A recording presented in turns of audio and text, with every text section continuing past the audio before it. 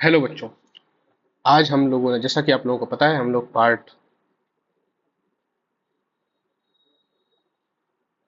जैसा कि आप लोगों को पता है हम लोग पार्ट 1 इंजीनियरिंग मटेरियल्स का पार्ट 1 एंड पार्ट 2 कंप्लीट कर चुके हैं।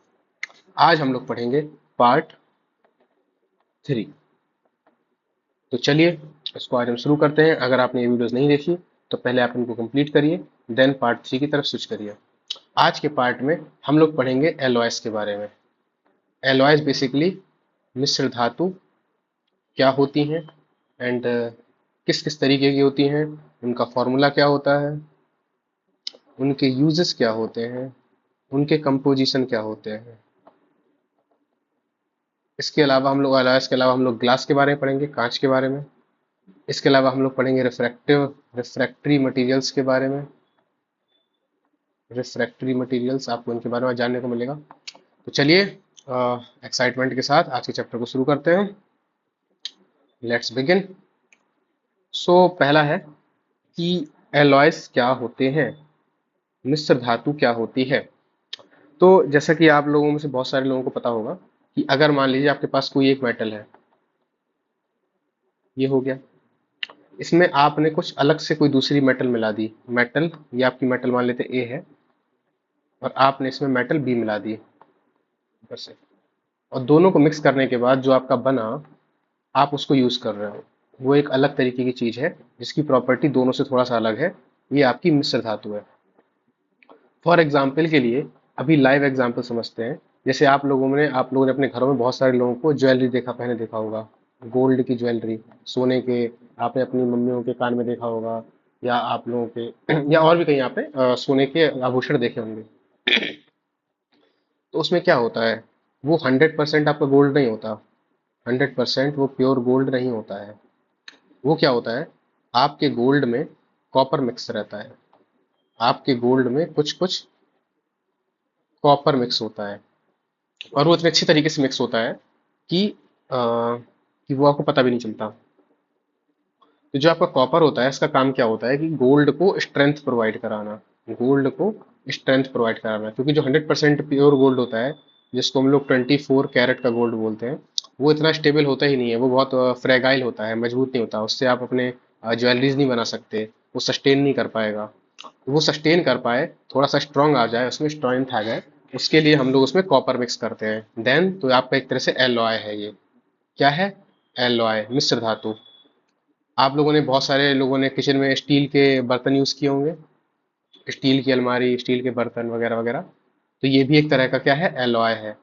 तो बेसिकली एलॉय क्या होता है?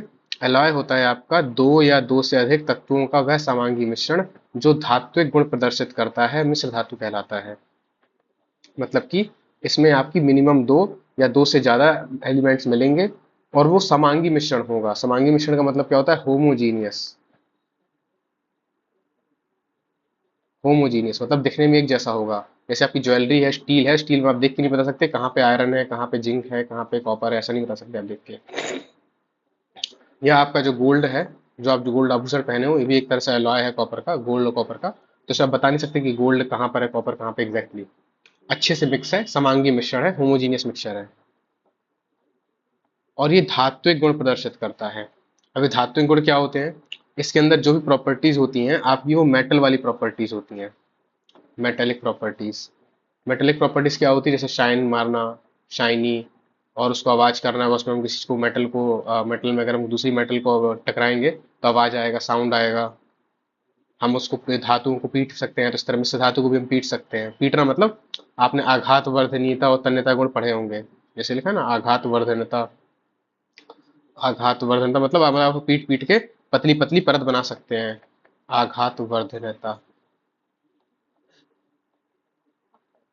मैलिएबिलिटी। और तन्यता मतलब तार बनाने की प्रॉपर्टी, डक्टिलिटी।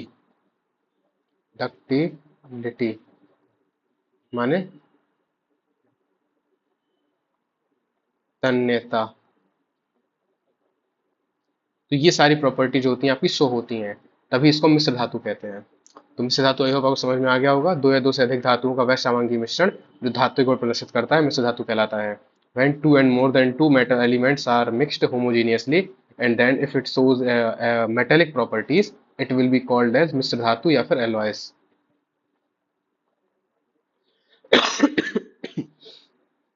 तो बेसिकली आपके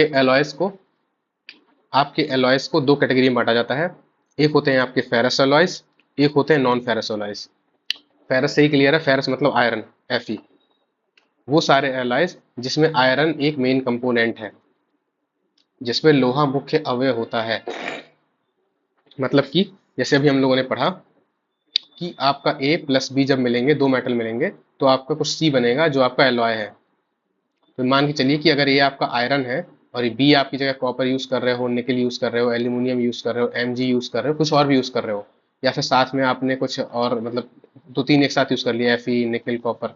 बट अगर आयरन जो है आपका मेजर कंपोनेंट है, मेजर मतलब ज़्यादा मात्रा में प्रेजेंट है, उसका परसेंटेज ज़्यादा है कि ज़्यादा परसेंटेज में है, तो वो आयरन डोमिनेटिंग मेटल्स होंगे और इनको हम बोलेंगे फेरस एलॉयस. लौह है मिश्र धातु. लौह है क्यों? क्योंकि इसमें लोहा मुख्य अवयव होता है, प्रिंसिपल कंपोनेंट मतलब जो मुख्य अवयव है वो लोहा है. जैसे एग्जाम्पल के लिए आपका स्टेनलेस स्टील, जो स्टील होता है उसमें लोहा ज़्यादा होता है. निकल स्टील, बेसिकली स्टील मान लीजिए, आप स्टील लिख दीजिएगा. तो स्टील में क्या होता है कि लोहा ज़्यादा होता है. ओके. और नॉन फेरस एलॉयज में क्या लिखा हुआ है? जिसमें लोहा मुख्य अवयव नहीं होता. सीधी सी बात है, या तो लोहा होगा या तो लोहा होगा तो अब मेन एलिमेंट नहीं होगा. मेन एलिमेंट मतलब वो कम अमाउंट में प्रेजेंट होगा, बहुत कम अमाउंट में, 2-4%, 5% ऐसे. तो उसमें क्या होता है, लोहा नहीं होता या कम होता है. तो वो होता है कि आपका मैग्नीलियम और इनवार. अभी इनके बारे में हम लोग अच्छे से आगे पढ़ेंगे, ठीक है. तो अभी एक ब्रीफ आइडिया ले लीजिए, एलॉयस क्या होता है, फेरस एलॉयस क्या होता है, नॉन फेरस एलॉयस क्या होते हैं, ठीक है. तो अब आता है अगला पॉइंट आपका कि पर्पस ऑफ एलॉइंग. आपको मिश्र धातु बनानी ही क्यों है? क्या आपका मेटल से काम नहीं हो पा रहा जो आपके पास मेटल है? आपको क्यों बनानी है एलॉय, मिश्र धातु को क्यों बनाने की जरूरत पड़ रही है? इसलिए पड़ रही है, जैसे मैंने आपको सोने का एग्जांपल दिया था, जो प्योर 100% गोल्ड है वो स्ट्रांग नहीं होता. अगर उसमें आप कॉपर मिला दोगे तो कुछ कुछ परसेंट में, तो आपका जो स्ट्रांग हो जाएगा, थोड़ा सा मजबूत हो जाएगा, तो आपकी ज्वेलरी टिक जाएगी, आप उसको यूज कर सकते हो, डेली यूज में पहन सकते हो. हार है, कान के झुमके हैं, या वट एवर जो भी है, कड़े हैं हाथ के, या हम लोग भी सोने की चैन पहनते हैं, तो इन जनरल स्ट्रांग हो जाएगी. तो मिश्र धातु बनाने का उद्देश्य क्या है, पर्पस ऑफ एलॉइंग क्या है? पहला, कि आपको मोर हार्ड बनाना है, मतलब जो भी आपका जो एलॉय है वो रिलेटिवली जो शुरुआत के जिन दो मेटल्स को आपने मिलाया उनसे ज़्यादा हार्ड होगी, अधिक कठोर. लेस मैलिएबल होगी, कम आघातवर्ध, मतलब आप उसको ज़्यादा नहीं पीट पाओगे, वो स्ट्रांग होगी, मजबूत होगी. उसका मेल्टिंग पॉइंट लो होगा. जैसे प्योर अगर मेटल होगी तो उसका मेल्टिंग पॉइंट हाई होता है. जैसे अगर आपको याद हो, हम लोगों ने Al2O3 के केस में पढ़ा था कि इसको 2000 डिग्री सेल्सियस पे ब्रेक करते हैं, बट Al जो होता है 1800 डिग्री सेल्सियस पे वेपराइज हो जाता है. इसलिए फिर हम उसमें Na3, Alf6 क्रायोलाइट और CaF2 मिलाते हैं, जिससे इसका मेल्टिंग पॉइंट आपका 800 आ जाता है. बेसिकली ये क्या है, क्रायोलाइट एक तरह से एडिशन है, जो क्या कर रहा है, इसको बहुत जल्दी डिफ्यूज कर दे रहा है. उसी तरह से जब हम कुछ इम्प्योरिटीज अलग से ऐड करते हैं, कुछ अलग से दो तीन मेटल को यूज करते हैं, तो मेल्टिंग पॉइंट जो होता है वो लो हो जाता है. इसको ऐसे समझिए, जैसे दो मेटल हैं, इन मेटल के बीच में अट्रैक्शन फोर्स पहले ऐसे ऐसे लग रहे हैं, अब इनके बीच में कोई थर्ड मेटल आ जाती है यहाँ कहीं पे, तो जो आपस में लगने वाले जो फोर्स हैं वो थोड़ा सा स्ट्रांग नहीं रहेंगे ना, कमजोर हो जाएंगे, वीक हो जाएंगे. इसकी वजह से मेटल जो होंगे आसानी से उनको मेल्ट किया जा सकता है. Low melting point. Low electrical conductivity. जब दो तीन धातुएं मिक्स होंगी तो उनकी कंडक्टिविटी कम हो जाएगी, बट नेचुरल है. क्यों कम होगी? क्योंकि जो उनके बीच बॉन्डिंग थी वो इतनी इफेक्टिव रह नहीं जाएगी, जो आपस में पहले इंटरमोलिकुलर फोर्सेस थे. अगर आपको इलेक्ट्रॉन की थ्योरी आपको याद आ रही होगी, तो उसमें बताया था ना मैंने कि मेटल्स में फ्री इलेक्ट्रॉन्स होते हैं और इससे इलेक्ट्रिसिटी कंडक्ट फ्लो करती है. तो जब आप बहुत सारी डिफरेंट A+B+C मेटल्स को मिक्स कर दोगे और सबकी रिएक्टिविटी अलग अलग होती है, सबके इलेक्ट्रॉन्स फ्लो करने की कैपेसिटी भी अलग अलग होगी, तो इस वजह से उनकी जो इलेक्ट्रिकल कंडक्टिविटी है काफ़ी लो हो जाती है. फिर अगला है कोरोजन प्रोटेक्टेड. मतलब कि जब आप कई धातुओं को एक साथ मिला देते हो तो उनको जंग से बचाना आसान हो जाता है, इजी. उसको जंग से बचाना आसान हो जाता है. वैसे जैसे आपकी स्टील में जंग नहीं लगती जल्दी, जबकि लोहे का अगर कोई होगा तो उसमें जंग जल्दी लग जाएगी. आपके सामने एग्जाम्पल. ऐसा क्यों होता है? ऐसा इसलिए होता है कि पहले जो आयरन की रिएक्टिविटी थी वो कम हो गई है, क्योंकि इसमें हम कई सारी मेटल हमने मिला दी है. ओके. तो पर्पस ऑफ एलॉइंग क्या है? आपको मेटल को हार्ड बनाना है, उसको उसकी मैलेबिलिटी को कम करना है, उसके मेल्टिंग पॉइंट को लो करना है, उसकी इलेक्ट्रिक कंडक्टिविटी लो करना है, या फिर उसके कोरोजन से प्रोटेक्ट करना है. ये कुछ प्रॉपर्टीज हैं, जब हमें चाहिए होती हैं तब हम एलॉयस की तरफ बढ़ते हैं. अब अगला है आपका कंपोजिशन ऑफ एलॉयस। ये इंपॉर्टेंट है। कंपोजिशन ऑफ एलॉयस को आप ऐसे समझिए कि कोई भी एलॉय है, तो वो मैंने बताया अभी, वो ए बी सी दो तीन मेटल से मिलेगी। तो कौन सी मेटल कितने परसेंट में प्रेजेंट है, उसका परसेंटेज कंपोजिशन क्या है, ये हमें पता चलता है। जैसे पहला है आपका पीतल या फिर ब्रास। तो ये क्या होता है, पीतल या ब्रास क्या होता है, कि जब पीतल में आपका होता है, इसको ध्यान से पढ़िएगा, ये आपको याद रखना पड़ेगा, ठीक है। आपको जो मैंने कुछ कुछ इंपॉर्टेंट इंपॉर्टेंट मेटल्स यहाँ पे लिख रखे हैं, आपको उनके नाम और उनके कंपोजिशन याद रखने होंगे, क्योंकि ये नया सिलेबस है। तो इस बार से एमसीक्यू या वन मार्कर क्वेश्चन एक्सपेक्टेड है, कि आपसे पूछ लिया जाए कि कोई एक मेटल, जैसे पीतल ही आ जाएगी, ब्रास या पीतल किन से मिलकर बना होता है, कितने परसेंट क्या क्या होता है, ऐसे, और इसका यूज़ कहाँ पर होता है, इस तरह क्वेश्चन आ सकते हैं। परसेंटेज तो खैर नहीं आएगा, बट आपको मेटल जरूर याद रखना चाहिए कि इसमें कॉपर और जिंक होता है। परसेंटेज एक बारी आप भूल भी सकते हो, चलेगा, बट आपको याद रखना है। जैसे पहले हम वन बाई वन स्टडी करते हैं। पहला पीतल है या ब्रास, तो इसमें आपका मेन जो होता है कॉपर होता है और जिंक होता है। कॉपर 60% होता है और जिंक 40% होता है। तो आप पीतल, आप जानते हो पीतल के बर्तन बनते हैं, पीतल के तार बनते हैं, मशीनों के कलपुर्जे वगैरह हम पीतल से बनाते हैं। तो पीतल बेसिकली कॉपर और जिंक की एमिश्र धातु है, एलॉय है। ये आता है आपका फेमस ब्रॉन्ज, कांसा। तो आपने अक्सर सुना होगा ब्रॉन्ज मेडल जीता, gold medal, silver medal, bronze medal. तो जो ब्रॉन्ज मेडल होता है किससे मिलकर बना होता है, ये कॉपर से, जिंक से और टिन से। ठीक है, ये टिन है आपका, टिन। तो इसमें आपका कॉपर कितना परसेंट है, 80% है। जिंक कितना परसेंट है, 10% है। और एस एन आपका जो टिन है, ये भी 10% है। तो देख रहे हैं, अब आपने बस खाली कॉपर बढ़ा दिया और जिंक थोड़ा सा कम कर दिया और टिन मिला दिया, तो आपका ब्रॉन्ज बन गया, पीतल से एकदम अलग। ये आपका बर्तन बनाने के काम में आता है, मेडल, सिक्के वगैरह आदि बनाने के काम में इसका हम प्रयोग करते हैं, मूर्तियां वगैरह बनाने में। क्यों मूर्तियां बना रहे हैं, क्योंकि इतनी सारी मेटल मिल गई तो थोड़ा स्ट्रॉन्ग स्ट्रेंथ बढ़ जाएगी, तो मूर्तियां हमारी कठोर बन जाती हैं, बर्तन हमारे कठोर बन जाते हैं, सिक्के हमारे, मेडल सिक्के मजबूत होते हैं ना। जब हम कई सारी मेटल हम मिला देते हैं तो हमारी स्ट्रेंथ बढ़ जाती है। फिर आता है जर्मन सिल्वर। जर्मन सिल्वर, अभी जर्मन सिल्वर नाम से आपको लग रहा होगा कि इसमें सिल्वर है, पर एक्चुअल में ये ब्लफ होता है, इसमें सिल्वर नहीं होता, 1% भी सिल्वर नहीं होता। ठीक है, ये सिल्वर की तरह शाइनी होता है, इस वजह से इसको जर्मन सिल्वर बोल देते हैं। ये आपके कॉपर है आपका 60%, आप इसको मान लीजिए, और 20% आपका जिंक है, और निकल 20% है। रफली वैल्यू में दे दी, क्योंकि एग्जैक्ट वैल्यू तो याद नहीं रहने वाली आपको। तो इसमें आपका रहता है कॉपर, जिंक और निकल, ये 60, ये 20, ये 20। तो ये आपका जर्मन सिल्वर है। इसका सिक्के वगैरह, कटलरी, कटलरी मतलब जो आपके प्लेट्स वगैरह होती हैं उन सबको बनाने में, साज साज सामान बनाने में इसका यूज होता है, जर्मन सिल्वर का। याद रखिएगा, जर्मन सिल्वर में सिल्वर नहीं होती है, बिल्कुल भी सिल्वर नहीं होती। ठीक है। अगला है आपका इनवार। इनवर या फिर इनवार, INVAR। ये क्या होता है, इनवार में आपका आयरन होता है 65% और निकेल होता है आपका 35%। रफली वैल्यू ले लेते हैं, एग्जैक्ट वैल्यू से तो कोई बात नहीं। तो इसमें आप याद रखिए फीनी। फीनी याद कर लीजिए, इनवार मतलब फीनी, मतलब फी से आयरन, Fe से, और नी से निकल।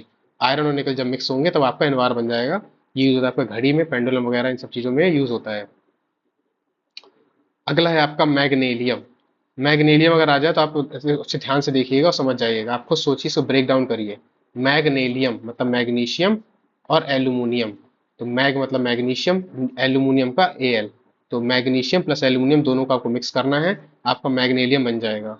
तो मैग्नीलियम में आपका 95% एल्यूमिनियम होता है, आपका 95% Al है, और मैग्नीशियम केवल 5%। मतलब मेजर फोकस एल्यूमिनियम पे ही है, बहुत ज़्यादा डिफरेंस है। इसका आपका मशीनों के कलपुर्जे वगैरह, देखिए आपको यूज़ अगर याद नहीं हो रहे, इन जनरल आपको यूज़ पता है, जैसे पीतल का आपको यूज़ पता है, ब्रॉन्ज का आपको पता है। अभी जर्मन सिल्वर का आपको नहीं पता, इनवार का नहीं पता, मैग्नीशियम को नहीं पता। इन सब में आप देखोगे तो सिक्के, घड़ी, पेंडुलम, मशीन, मशीन, ये भी घड़ी भी एक तरह की मशीन ही तो होती है। मशीन, मशीन तो मतलब एक जनरल आप लिख सकते हो मशीनों को बनाने में। आप जल्दी कोई आपको कुछ ना मिले तो आप कॉमन एग्जाम्पल, कॉमन यूज लिख दो, मशीन के रूप में, मशीन बनाने के, मशीन के कलपुर्जे बनाने के लिए, क्योंकि घड़ी भी एक मशीन है। ये सिक्के भी एक तरह से सिक्के समान मशीन से बोल दीजिए, रफली आइडिया रहेगा। एक दो यूज आप बना सकते हो खुद से भी। फिर आपका अगला है स्टेनलेस स्टील। स्टेनलेस स्टील में क्या होता है, ये आपका इंपॉर्टेंट है, ये अक्सर आ सकता है, मुझे लगता है थोड़ा अच्छा लग रहा है ये।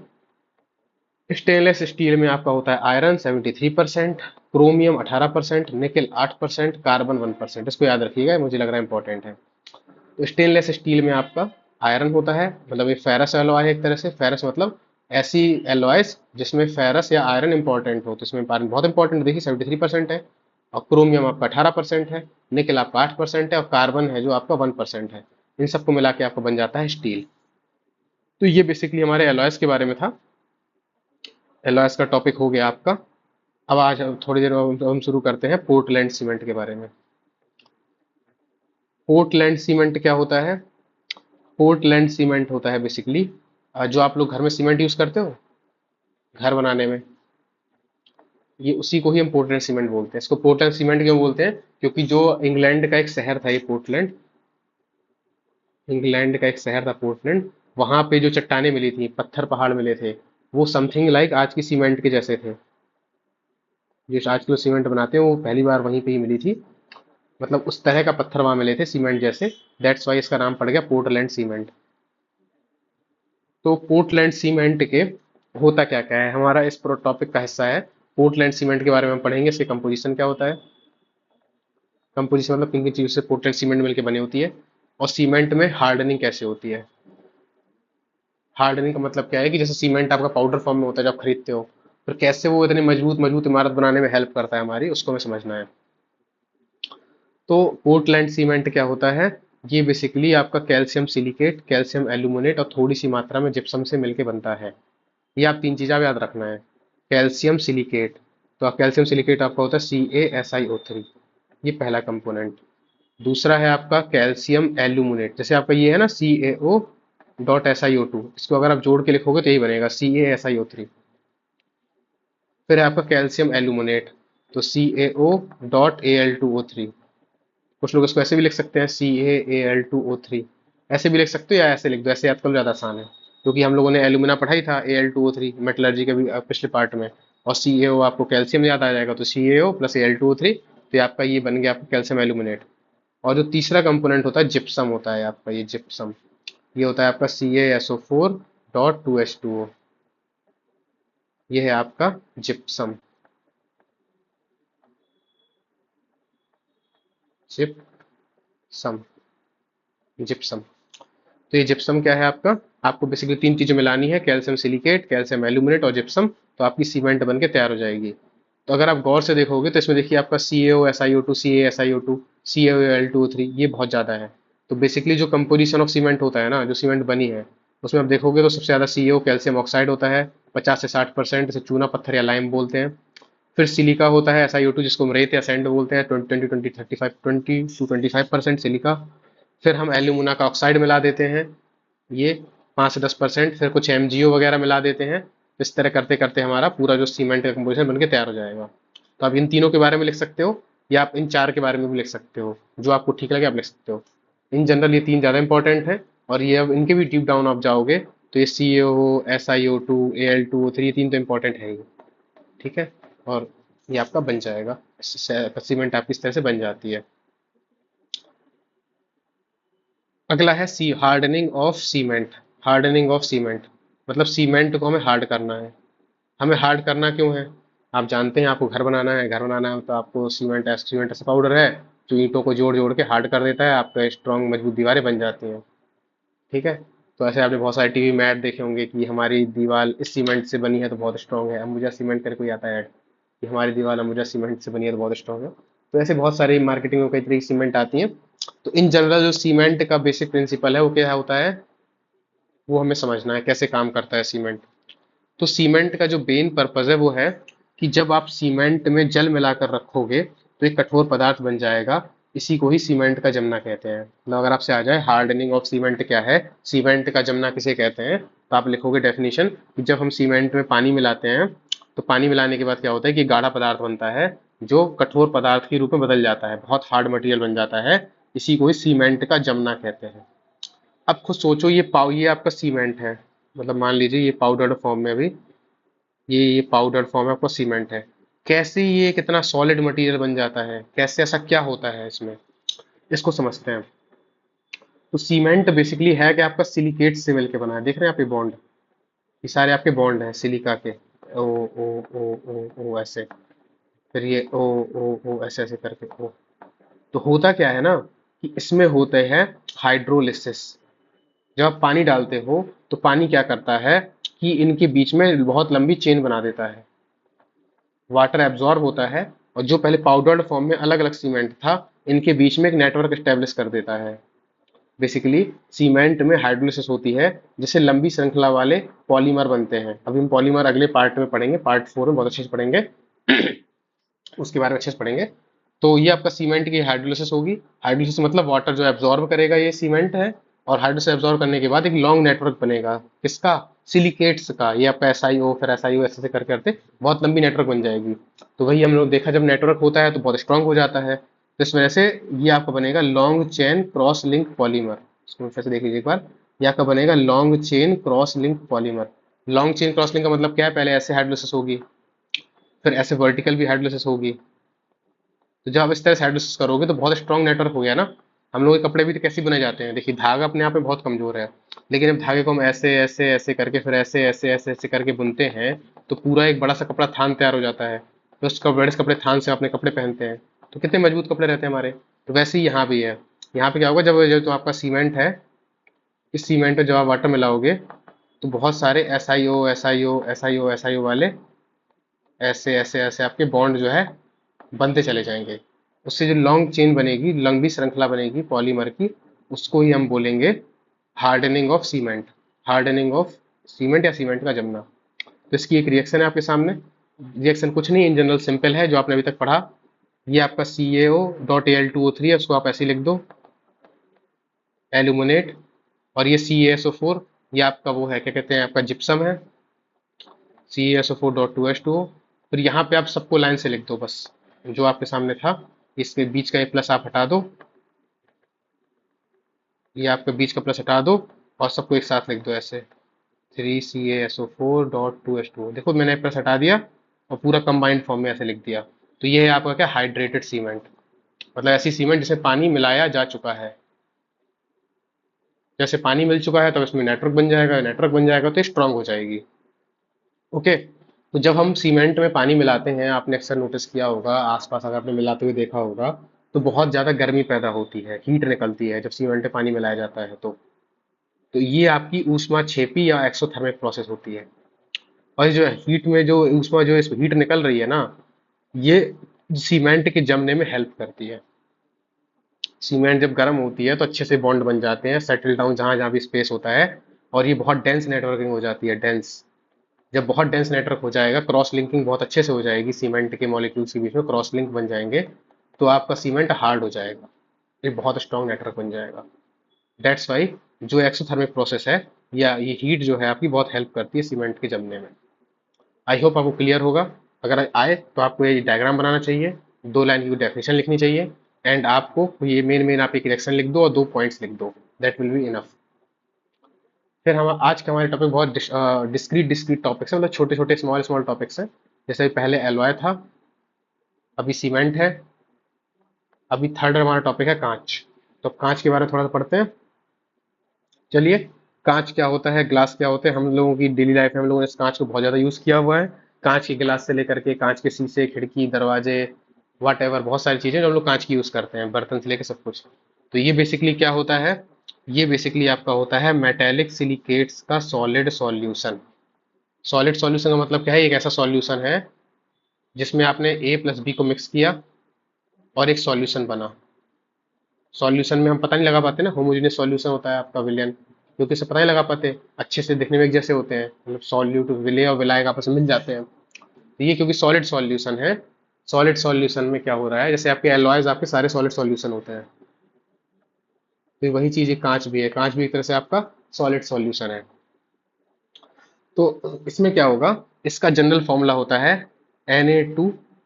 इसका जनरल फॉर्मूला होता है क्या? Na2Si2, sorry, Na2Si, sorry, Na2SiO3 dot CaSiO3 dot 4SiO2। ये इतना बड़ा आपका क्या, कांच का जनरल फॉर्मूला है। सारे कांच का फॉर्मूला यही नहीं होता। किसी कांच में सिलिका कंटेंट कम होगा, किसी कांच में सिलिका कंटेंट ज़्यादा होगा, किसी कांच में कैल्शियम कम मिलाएंगे, किसी कांच में ज़्यादा मिलाएंगे। डिपेंड करेगा कि कैसा हमें कांच बनाना है। कांच एक तरह का नहीं होता, आपने देखा है। कुछ कांच मोटे होते हैं, कुछ कांच पतले होते हैं, कुछ कांच सॉफ्ट होते हैं, कुछ कांच हार्ड होते हैं। हर तरह के कांच होते हैं। तो एक जनरल कांच का फॉर्मूला है जो आपको याद रखना चाहिए। फिर आपका अगला पॉइंट है जनरल प्रॉपर्टीज ऑफ ग्लासेस। जो कांच की सामान्य गुण क्या होते हैं। जो कांच के सामान्य गुणधर्म क्या है? सामान्य गुणधर्म। तो एक बात बताइए, इसके लिए आपको किसी स्लाइड की जरूरत है अलग से पढ़ने की? नहीं जरूरत है। आपको पता है कांच विद्युत का कुचालक होता है। आपको पता है कि जब कांच को गर्म करेंगे तो सॉफ्ट हो जाएगा, पिघलेगा। आपको पता है कांच पारदर्शक होता है, ठोस होता है। पारदर्शक मतलब ट्रांसपेरेंट, और ठोस मतलब सॉलिड। पिघलना मतलब मेल्ट होना। विद्युत का कुचालक मतलब मतलब ये इलेक्ट्रिसिटी कंडक्ट नहीं कर सकता। इलेक्ट्रिसिटी कंडक्ट क्यों नहीं कर पा रहा? क्योंकि इसके अंदर आयंस नहीं है, फ्री इलेक्ट्रॉन नहीं है। मेटल के अंदर थे, इसके अंदर नहीं है। ठीक है। तो इस वजह से ये विद्युत का कुचालक है। मतलब कंडक्टर नहीं है, not a good conductor, insulator है ये। इंसुलेटर है ये। इसको आप पिघाल सकते हो गर्म करके, हीट करके। ये आपका ट्रांसपेरेंट है एंड सॉलिड है। यह भंगुर होता है। भंगुर मतलब जो बहुत फ्रेगाइल होता है, अगर ये आपका गिरेगा तो आसानी से टूट जाएगा। मतलब अगर आपको ट्राई करना है तो अपने घर में जाइए, on A comedy note, glass को फेंक दीजिए, तो आपके चकने चूर हो जाएंगे कांच के। क्यों? क्योंकि टूट गया। वहीं आपने अगर स्टील का गिलास फेंका होता तो वो ब्रेक नहीं करता। क्यों? क्योंकि वो उसमें ज़्यादा स्ट्रांग बॉन्ड होते हैं, वो नहीं टूटता, वो भंगुर नहीं होता। ये आपका बहुत फ्रेगाइल होता है, बहुत आसानी से टूट जाता है, इजीली ब्रेकेबल। और इसे गर्म करके पिघलाया जा सकता है। पॉइंट रिपीट हो गया, सॉरी। तो इस तरह कुछ 4-5 प्रॉपर्टीज आप कांच के बारे में लिख सकते हो अपने कॉमन सेंस से भी, जो आपने ऑब्जर्व किया। अब है raw materials used in manufacturing of glass. मतलब आपको कांच बनाना है तो आप कैसे कांच बनाते हो इंडस्ट्री में? तो अगर आपको जनरल फॉर्मूला भी याद है तो आप जनरल फॉर्मूला उठाओ, इसी को लिख दो। जैसे ये क्या Na2SiO3 है, तो ये Na2O और डॉट SiO2 से मिलके बना है। यही तो है, Na2O SiO2 दोनों मिलके क्या बना लिए? Na2SiO3। यही था। तो पहले आप Na2O ले लो, ये आपका बेसिक ऑक्साइड है। ठीक है। और यहाँ पे भी सेम चीज़ अगर आप नोटिस करो, यही है। CaO और SiO2 है यहाँ पे। तो बेसिकली ये है क्या आपका? Na2O, CaO, SiO2, यही सब तो है। Na2O SiO2, CaO SiO2, SiO2। तो बेसिकली इन जनरल आपका Na2O CaO SiO2 ही है जो ज़्यादातर कांच बनाने में यूज़ किए जाते हैं। तो आप उसको कंपोजिशन कैसे याद रखोगे? ये आपका एक एसिडिक ऑक्साइड होता है जो सिलिका होता है। तो आपको फसल क्या होगा? Acidic flux. याद आ गया? फिर से रिवाइज कर लीजिएगा मेटलर्जी में। फिर आपका बेसिक ऑक्साइड आपका Na2O और K2O है, इसको आप अच्छे से देख लो। फिर आपका विरंजक या डीकलराइजर, अगर कोई कलर आ गया है कांच में, आप उसको ट्रांसपेरेंट बनाना चाहते हो, तो आप KMnO4 यूज करते हो, जो आपके सारे कलर को गायब कर देगा, डीकलराइज कर देगा, ऑक्सीडाइज करके। फिर आता है कुलेट। कुलेट बेसिकली कांच के छोटे छोटे टुकड़े होते हैं। तो जैसे क्या होता है ना कि अगर हम कांच के छोटे छोटे टुकड़ों का यूज करेंगे तो वो बहुत हेल्प करते हैं और दूसरा कांच बनाने में। उसी के इर्द गिर्द कांच बनना शुरू हो जाता है। जैसे मान लो जैसे कुछ इसको आप बस समझिए कि अगर कांच की, जैसे आपका जो कांच है, पिघला हुआ कांच है, उसमें अगर आप कांच के कुछ कुछ पीसेस डाल दोगे थोड़े थोड़े, तो बहुत इजीली आपका कांच बन जाएगा। तो यही आपके कोलेट्स का काम करते हैं। और फिर ये आपका कलरिंग मटेरियल्स, मान लो आप चाहते हो आपका कांच लाल गुलाबी नीला हो, उसके लिए हम डिफरेंट डिफरेंट आयंस का यूज करते हैं, Cu2+, या जैसे ग्रीन कांच बनाने में इसका यूज होता है। ग्रीन सॉरी नहीं, ब्लू ब्लू ब्लू कांच बनाने में इसका यूज होता है, ब्लू कांच। और ये आपका Fe2+। ऐसे बहुत सारे ढेर सारे आयंस होते हैं जिनको हम वेरी स्मॉल अमाउंट में यूज करते हैं।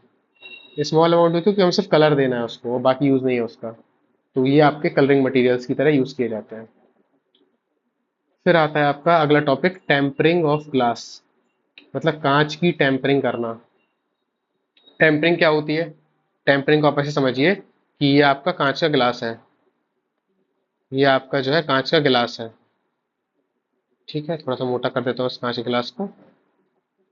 ये जो आपका कांच का गिलास है, इस कांच के गिलास को अगर ये आपका हॉट है, मतलब हॉट मतलब बहुत ज्यादा गर्म है। ये बहुत ज्यादा गर्म होगा, तो इसको अगर आप पानी में डुबो दोगे, डिप कर दोगे,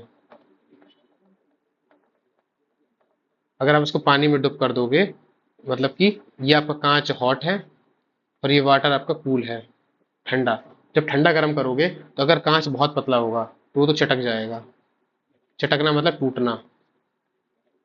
आपका कांच ब्रेक हो जाएगा अगर बहुत ज्यादा कांच आपका पतला है, मजबूत नहीं है। उसी केस में अगर आपका कांच की सरफेस थोड़ा सा मोटी है, थिक है, थिक होगी, तो उस केस में क्या होगा कि बाहर वाली परत जो आपकी हार्ड हो जाएगी और अंदर वाली थोड़ा सा ब्रिटल हो जाएगी। मतलब बाहर हल्के से क्रैक पड़ेंगे बट अंदर से बहुत स्ट्रॉन्ग कांच हो जाएगा। तो ऐसा कांच जब आप थोड़ा मोटा होता है, उसको अगर आप गर्म कांच को ठंडे पानी में डुबो दोगे तो वो आपका बहुत हार्ड हो जाता है कांच, वेरी हार्ड एंड ब्रिटल। ऐसा इसलिए कि उसकी बाहर की लेयर जो थोड़ी होती है वो श्रिंक कर जाती है और हार्ड हो जाती है, तो इस वजह से वो टूटता भी नहीं है और बहुत मजबूत हो जाता है, बहुत हार्ड हो जाता है, वेरी हार्ड कांच। जैसे हमने कुछ सारी बॉटल्स देखी होंगी, जैसे कोल्ड ड्रिंक की बॉटल्स, कोका कोला, कितनी मजबूत रहती है, मोटी एकदम कड़ी रहती है, टाइट रहती है, वही गिलास आपके बहुत फ्रेगाइल होते हैं। तो बेसिकली वही है, टेम्परिंग ऑफ ग्लास है। इसका यूज होता है आपका कार वगैरह में, बस वगैरह में, टैक्सी वगैरह में जो कांच होते हैं इनमें इनका यूज किया जाता है, क्योंकि वही कांच स्ट्रांग होना चाहिए। स्ट्रांग रहेगा तो जल्दी टूटेगा नहीं, जल्दी टूटेगा नहीं तो लंबे समय तक हम उसको यूज कर सकते हैं। ठीक है। फिर आपकी अगली कैटेगरी है ग्लासेस रिफ्रैक्ट्री। आपकी में अलग से एक क्वेश्चन आपके सिलेबस में अलग से मेंशन है, रिफ्रैक्ट्री मटेरियल्स। रिफ्रैक्ट्री मटेरियल्स मतलब रिफ्रैक्ट्री मटेरियल आप समझिए उच्च ताप सह पदार्थ, इसका मतलब होगा उच्च ताप सह पदार्थ, मतलब ऐसे पदार्थ जो उच्च ताप को सहन कर सके। रिफ्रैक्टिव मटेरियल कैसे मटेरियल हैं? वो मटेरियल हैं जो हाई टेम्परेचर को एब्जॉर्ब कर सके, मतलब हाई टेम्परेचर में भी वो स्ट्रांग बने रहे, ब्रेक ना हो, पिघले ना। समझ गए? ऐसी बहुत सारी जगह होती हैं जहां पे हमें इनका यूज करना पड़ता है। जैसे फैक्ट्री है, जैसे मान लो हमने मेटलर्जी था, आपको 2000 डिग्री सेल्सियस की चीज को गर्म करना है, तो जो जो 2000 डिग्री सेल्सियस पर जिस मेटल या मटेरियल को आप गर्म करोगे, बर्न करोगे, हीट करोगे, तो किसी ना किसी वेसल या बर्तन में रख के गर्म करोगे, कुछ होगा ना आपके पास आइटम वगैरह जिसमें आप रखोगे, तो जिस चीज में रखोगे वो तो झेल सके ना 2000 टेम्परेचर, 3000 टेम्परेचर, हाई टेम्परेचर। तो इस हाई टेम्परेचर को एब्जॉर्व करने के लिए जो मटेरियल होते हैं वो आपकी रिफ्रैक्टरी मटेरियल्स, या फिर हमको उच्च ताप पदार्थ कहते हैं। क्या कहते हैं? उच्च ताप पदार्थ या फिर रिफ्रैक्टरी मटेरियल्स। इसको देखते हैं, ऐसे मटेरियल जिनका मेल्टिंग पॉइंट हाई होता है, वे हाई टेम्परेचर में हीट करने पर भी स्ट्रांग बने रहते हैं, रिफ्रैक्टिव मटेरियल या उच्च ताप सह पदार्थ कहते हैं। ऐसे पदार्थ जो बहुत अधिक ऊष्मा देने पर भी उच्च तापमान को सह सके, मजबूत बने रहे, आसानी से न टूटे, that will be your refractive materials, refractory materials, या फिर आपके उच्च ताप सह पदार्थ। तो ये आपके रिफ्रैक्टरी हो गए। बट सेम चीज अगर कांच होगी, मतलब कांच अगर आपका इस तरह का है, तो उसको हम ग्लास रिफ्रैक्टरी बोलेंगे, मतलब उच्च ताप सह कांच, मतलब ऐसा कांच जो हाई टेम्परेचर को एब्जॉर्व कर सके। ओके, तो यहाँ पे देखिए डेफिनेशन लिखी हुई है, वे कांच जिनका एनीलिंग पॉइंट 700 डिग्री सेल्सियस से अधिक होता है उच्च ताप सह कांच कहते हैं। एनीलिंग पॉइंट समझिए, वो कांच का ब्रेकेज पॉइंट है जिसके बाद कांच ब्रेक कर सकता है, तो एनीलिंग पॉइंट इसका हाई होगा। ठीक है, इस बात को ध्यान रखिएगा। अब क्योंकि अगर इतना हार्ड कांच है, अगर ये हार्ड है मतलब हाई टेम्परेचर को झेल सकता है, तो इसका मतलब आप खुद समझिए कि ये कांच बहुत जल्दी पिघलेगा नहीं। तो वही है यहाँ पे, ग्लासेस रिफ्रैक्टरी जो उच्च ताप से कांच होते हैं, उनका थर्मल एक्सपेंशन कम होता है, मतलब कि आप उन्हें हीट करोगे तो पिघलेंगे ही नहीं जल्दी, वो एकदम स्ट्रांग बने रहेंगे, इस वजह से उनका थर्मल एक्सपेंशन कम होगा। अगर थर्मल एक्सपेंशन ज़्यादा होता, ज़्यादा का मतलब क्या है कि आपने हीट प्रोवाइड करी और वो एकदम फैल गए, एकदम स्मूथ हो गए, तो वो आपका थर्मल एक्सपेंशन ज़्यादा है। और लेकिन अगर आपकी स्ट्रॉन्ग कांच है, रिफ्रैक्टरी कांच है, ग्लासेस रिफ्रैक्टरी कांच है, जो हाई टेम्परेचर को झेल सकते हैं, उनका थर्मल एक्सपेंशन आपका कम होगा। ओके, ये थर्मल शॉक रेसिस्टेंट होते हैं। थर्मल शॉक रेसिस्टेंट का मतलब ऐसे अगर स्ट्रॉन्ग कांच होंगे, बहुत हार्ड कांच होंगे, तो आप बहुत जल्दी इनका टेम्परेचर बदलो या टेम्परेचर ठंडा करो, मतलब आप इसको गर्म करो, मान लो गर्म करके अचानक पानी में डुबो दो, तब भी कुछ नहीं होगा। अगर इनके तापमान में आप तेजी से बदलाव करोगे, अचानक ठंडा गर्म करोगे, तो इनमें कुछ नहीं होगा, ये टेम्परेचर का शॉक झेल सकते हैं, इसीलिए तो इनको बनाया गया है। ओके, तो ये आपके कुछ कुछ कांच की प्रॉपर्टीज हैं। ग्लासेस रिफ्रैक्टरी क्या होता है आपको समझ में आ गया होगा। कांच कितने टाइप का होता है, ये 4-5 नाम याद कर लीजिए, बहुत ज्यादा डीप में नहीं पढ़ना। सोडा लाइम कांच, कठोर कांच, पाइरेक्स कांच, फ्लिंट कांच, क्रूक्स कांच। अगर आपको इनके बारे में अंदर डिटेल में जाके पढ़ना है कैसे कैसे कांच होते हैं, आप उसके लिए रेफर कर सकते हैं ऑनलाइन, या फिर आप बुक्स में भी ढूंढ जाएंगे, मिल जाएगा। बट हमें इतना डीप में जाके नहीं पढ़ना है, तो आप बेसिक बेसिक रफ आइडिया लीजिए। कुछ 5-6 तरीके के कांच होते हैं। ये कांच अलग अलग तरीके होते हैं कि उनका अलग अलग यूज होता है। जैसे आपको डिवाइस, मतलब आपको ग्लास कार किसी से बनाने तो अलग कांच, बर्तन बनाने तो अलग कांच, आंखों में चश्मे पहनाने हैं तो अलग कांच। डिपेंड करता है किस तरह का मटेरियल आपको कहाँ पे यूज करना है। फिर आपका आता है कंपोजिट मटेरियल। ये आपकी लास्ट स्लाइड है आज की। कंपोजिट मटेरियल का मतलब क्या होता है? कंपोजिट मतलब कंपोजिशन, मतलब कंपोजाइट करना, दोनों को मिक्स कर देना। तो कंपोजिट पदार्थ दो या दो से अधिक पदार्थों को मिलकर बनते हैं जिनकी फिजिकल और केमिकल प्रॉपर्टीज अलग अलग होती है।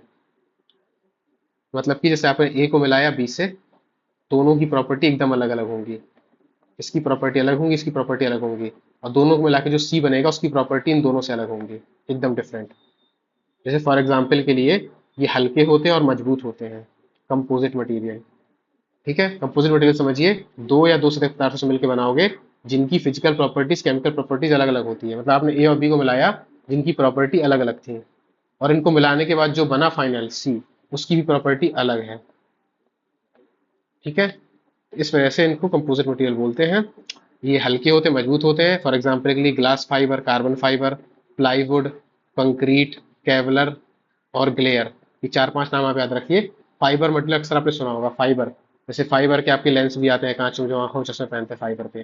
तो पहले कांच के आते थे, बहुत जल्दी टूट जाते थे, और प्लास्टिक हम यूज कर नहीं सकते। तो बेसिकली फाइबर एक तरीके का मटेरियल है, ग्लास फाइबर, इसमें ग्लास वगैरह, प्लास्टिक वगैरह काफी कुछ कुछ मिक्स करते हैं, और आपके कांच वगैरह, लेंस वगैरह बन जाते हैं। आई लेंसेस फाइबर के बने होते हैं। कार्बन फाइबर, जैसे ऑप्टिकल फाइबर केबल होती है। तो बेसिकली इनकी प्रॉपर्टीज अलग अलग होती हैं, इनके बारे में बहुत ज़्यादा डीप नहीं पढ़ेंगे, एक रफ इंट्रोडक्शन आइडिया होना चाहिए कि ऐसे मटेरियल दो दो से चीज़ों, दो या दो से पदार्थ से मिलकर बने होते हैं, और इनकी फिजिकल केमिकल प्रॉपर्टीज अलग अलग होती हैं। ये हल्के होते हैं, लाइट वेट होते हैं, और मजबूत होते हैं, मतलब स्ट्रांग होंगे, बहुत जल्दी ब्रेक नहीं करेंगे। और जैसे कुछ कुछ एग्जाम्पल आप याद कर लीजिए, ग्लास फाइबर, प्लाईवुड। प्लाईवुड जैसे आपने देखा होगा ना, प्लाई बनी होती है लकड़ी की, ये बहुत स्ट्रांग होती है। प्लाई के बने हुए आपने देखे होंगे बेड, तो हल्की होती है ना प्लाई। तो प्लाई जो है कैसे बनती है ना, उसमें पूरी तरह से लकड़ी होती है, उसमें लकड़ी के साथ साथ उसको बहुत सारी चीजें मिलाई जाती है, जिससे प्लाई बन जाती है। हल्की भी होती है, मजबूत भी होती है। तो glass fibre, plywood, concrete, Kevlar, glare, काफी कुछ कुछ है, इसके बारे में आप पढ़ लीजिएगा। ओके, तो आज का हमारा पार्ट 3 को हम यहीं पे रोकते हैं। पार्ट 3 आज हमारा डन होता है यहाँ पे। पार्ट 4 में हम लोग पॉलीमर के बारे में पढ़ेंगे। वो अगला पार्ट आएगा, उसमें आप पढ़िएगा। तो मैं एक बार जल्दी क्विकली रिकैप करा देता हूँ, आपको समराइज कर देता हूँ जो आपने आज पढ़ा। आपने आज पढ़ा एलॉयस क्या होता है। एलॉयस मतलब धातु, जब दो दोषों को दो या दो से अधिक तत्वों का समांगी मिश्रण जो धातु को प्रदर्शित करता है, उसको एलॉय कहते हैं। एक आपके फेरस एलॉय हो सकते हैं जिसमें आयरन मेन कंपोनेंट होता है, जैसे आपका स्टील। दूसरे आपके नॉन फेरस एलॉय होते हैं जिसमें आपका आयरन मेन कंपोनेंट नहीं होता, जैसे आपके मैग्नीशियम, इनवार। आपको एलॉय क्यों करनी है? क्योंकि स्ट्रॉन्ग बनती है, आपको मेलिएबिलिटी कम करती है, आपका मेल्टिंग पॉइंट कम करती है, विद्युत चालकता को कम करती है, और कोरोजन से प्रोटेक्ट करती है। कुछ कुछ एलॉयस के एग्जाम्पल, जैसे पीतल आपका कॉपर और जिंक से मिलकर बनता है, कांसा आपका कॉपर, जिंक और टिन से बनता है। जर्मन सिल्वर में सिल्वर नहीं होती, ये कॉपर, जिंक और निकल से बनता है। इनवार में आपका आयरन फीनी, Fe+Ni होता है। मैग्नीशियम में मैग्नीशियम प्लस एल्यूमिनियम होता है। स्टील इंपॉर्टेंट है, इसमें आयरन 73%, क्रोमियम 18%, निकल 8% और कार्बन 1% होता है। फिर हमने पढ़ा था सीमेंट के बारे में। सीमेंट आपकी बनी होती है कैल्शियम सिलिकेट से, कैल्शियम एल्यूमिनेट से, और थोड़ा सा gypsum. CaSiO3, CaOl2O3, CaSO4.2H2O, CaO-SiO2, ये आपकी मेन कंपोजिशन है, आप इसको लिख सकते हैं। हार्डनिंग ऑफ सीमेंट क्या होता है? जब पानी जाता है तो वो एब्जॉर्ब हो जाता है, और इनके अंदर बहुत लंबी लंबी नेटवर्क चेन बना देता है, जिससे क्या होता है कि क्रॉस लिंकिंग हो जाती है पॉलीमर के बीच में सीमेंट के, और वो आपका बहुत स्ट्रांग मटेरियल बन जाता है। इसमें आपकी एक्सोथर्मिक हीट निकलती है, उस हीट आपको जमने में सहायक होती है। कांच क्या होता है? बेसिकली सिलिकेट्स होते हैं, sodium Na2, SiO3, CaSiO3, 4AsI4, SiO2, इनसे मिलकर बना होता है। कांच की कुछ कुछ प्रॉपर्टीज हैं, आप पढ़ लीजिए। इसमें आपका SiO2, Na2O2, KMnO4 आपका डिकलाइजर की तरह यूज होता है। पुलेट्स आपके कांच के टुकड़े होते हैं जो जमने में सहायक होते हैं कांच के बनने में। और कुछ कुछ कलरिंग मटेरियल जैसे Cu2+ और Fe वगैरह भी हम यूज करते हैं। टेम्परिंग मतलब टेम्परेरी गर्म, कांच की गर्म बर्तन को ठंडे में डुबो देना, जिससे उसकी बाहर की लेयर बहुत हार्ड और ब्रिटल हो जाती है। जो आपके कांच बस शीशे होते हैं वो इसमें यूज होते हैं। ग्लासेस रिफ्रैक्टरी, ऐसे ग्लासेस जो बहुत हाई टेम्परेचर को एब्जॉर्व कर सकें, उनको आपने अचानक से टेम्परेचर बदलो या टेम्परेचर चेंज करो तो वो उस एब्जॉर्व कर सके, उस टेम्परेचर में स्ट्रॉन्ग बने रह सके। ऐसे रिफ्रैक्टिव मटेरियल्स होते हैं। कुछ कुछ टाइप्स हैं कांच के, पढ़ लीजिए, क्रुक्स, पायरेक्स, फ्लिंट वगैरह। कंपोजिट मटेरियल आपके वो पदार्थ होते हैं दो दो से अधिक पदार्थों से मिलकर बने होते हैं, और इनकी प्रॉपर्टी एकदम अलग होती है। ये हल्के होते हैं, मजबूत होते हैं, जैसे फाइबर, प्लाईवुड, ये सब आपने देखा है। तो आज की क्लास को यहीं पे रोकते हैं। Thank you for watching this. जल्दी आपका पार्ट 4 आएगा। Thank you.